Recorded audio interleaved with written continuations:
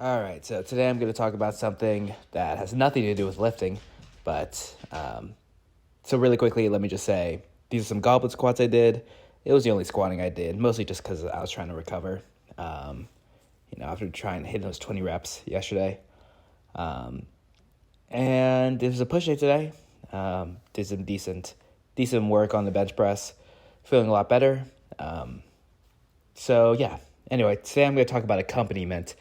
I wouldn't say it's like a type of service, but it's like one of the aspects of doing service that I learned a lot about when I was in college. In college, I was in this thing called a service organization.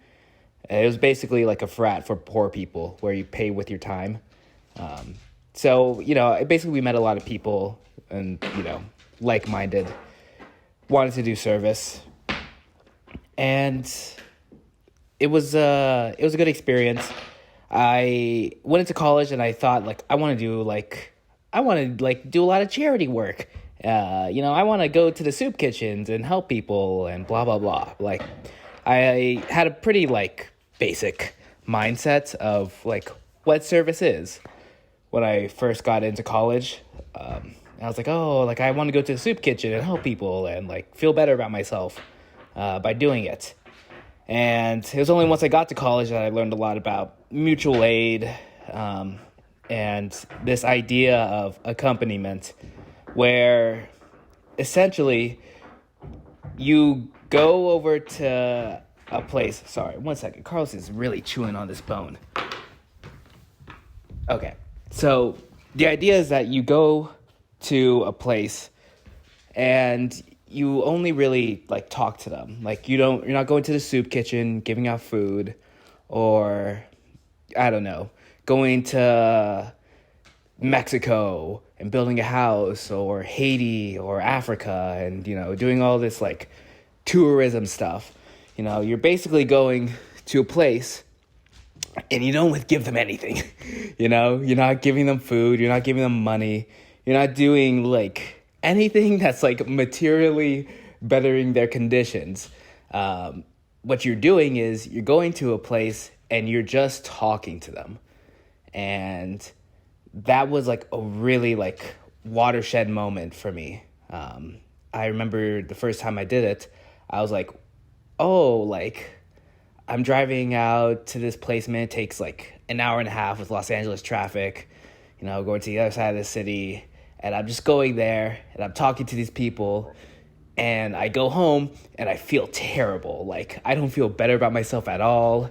I don't feel like I did anything because I didn't do anything. And it was only after doing that I really was able to work on a lot of my feelings and was able to approach service with a lot more mature attitude. The idea that, service isn't about you. It's not about going to the soup kitchen, giving out some meals, and then feeling really good about yourself. It's actually about, helping other people, And it's in one aspect, it's if you feel good because you help other people, then that's good. But, it's not just about, giving it's very easy to just go to the soup kitchen and serve some meals and see the smiles on their face and feel good about yourselves, but it's very hard to go up to people who are experiencing hopelessness and just be hey, how was your day? Oh, it was bad? Tell me about it. Because especially when we talk about hopelessness, a lot of people are just conditioned to ignore it. Especially Los Angeles, where there's a lot of homeless people, people experiencing hopelessness. It's you're just very much I would say encouraged, but the status quo is to not even make eye contact with people on the street. You're not there's a lot of stigma around people experiencing homelessness. They're all drug addicts. They'll rob you. They'll hurt you. They'll make you a victim, which, statistically, they're much more likely to be the victims of crime. But this whole aspect of accompaniment, I was learning just to talk to people, and you're not helping them in like any material sense, but you are helping them in like a spiritual sense, in like a emotional, mental states. Because when you're just on the street and people ignore you constantly, it makes you feel a certain type of way. So being able to go to a place and be like, oh, hey, what's up? Tell me about your day. Tell me about the problems, your trials and tribulations. I want to hear from you. I want to hear about your life.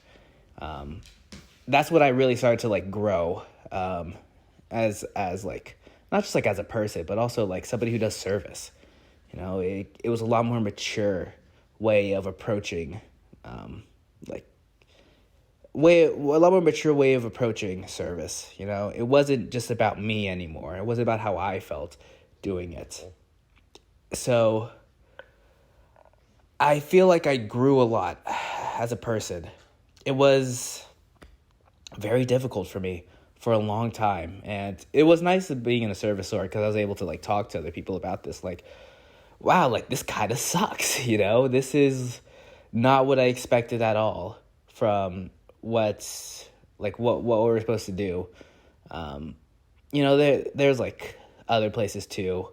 Like we were tutoring kids, and of course that's always fun, but that the homeless shelter was probably the most like difficult placement to go to. Just being able to go there, and just it's a lot of emotions. In some sense, like some of the, like I used to go with like a lot of women, like college, young cute girls, women, but and like they would be kind of, there's like homeless men, and sometimes they'd be like kind of creepy, or like hit on them and stuff, and it's a lot of like mixed emotions. They get like any attention from females, and I had to like approach like not just like the good side. It wasn't nothing like, oh, we're all cry together, we'll get through it. It was like approaching a lot of like the dark side of of just like being like a vulnerable person. These are like men that are on the street, being ignored. So I was always trying to approach with a lot of grace, but it's like a lot of conflicting emotions. And I think that being able to like approach it in a mature way, in a way that, not just like a very simplistic, it made me think a lot. I still to this day, it's been years since I've been to that placement, but I still think about it all the time. I think about like the people that I met and the conversations I had, and the way that it changed me. I think that was like real service, and it definitely made me, I don't want to say a better person, but it made me a lot more well-rounded, a lot more, a lot more well-rounded in the way that I approach like talking to people. Made me a lot more empathetic, definitely that, especially like in medicine. There's a lot of people experiencing homelessness that come through the emergency departments. It's kind of like a shelter, like a temporary shelter for a lot of people. So I always like try to be extremely empathetic when it comes to the emergency department and anybody experiencing homelessness. But it also gave me like a pretty strong work ethic too. It really made me realize that, oh yeah, like service isn't meant to be fun. It isn't meant to be this good old time. Me and my friends are going out and we're gonna give out a bunch of food, and like I don't mean to harp on it too much, but like, oh, we're gonna go take a trip to Africa and we're gonna take a picture with all the little kids that we're building a school for.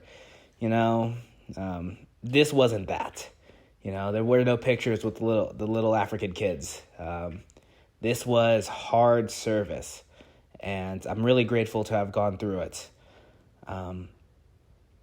So I think it's definitely helped me a lot be a more empathetic person. But yeah, it's hard. It's hard service. It wasn't easy. And yeah, I learned a lot about like accompaniment, and just being like a better person, being able to like approach people on like a human level. I think that there's a whole lot of detachment, isolation, not just because of technology, which, of course, technology, but like just in general, people are just running around in their own circles. So I thought college was a really good time to, really step out of your social circle, step out of your socioeconomic circle, be able to talk to some people, like some regular humans, not just because, technology, which, of course, technology, I mean, there's like been think pieces written about how people only talk to other people who share the same political views as them, like the Facebook stuff, But yeah, I mean, it's a really interesting time, especially in college, because once you get out to the real world, you're only really talking to your family, your coworkers, and like the friends you had before.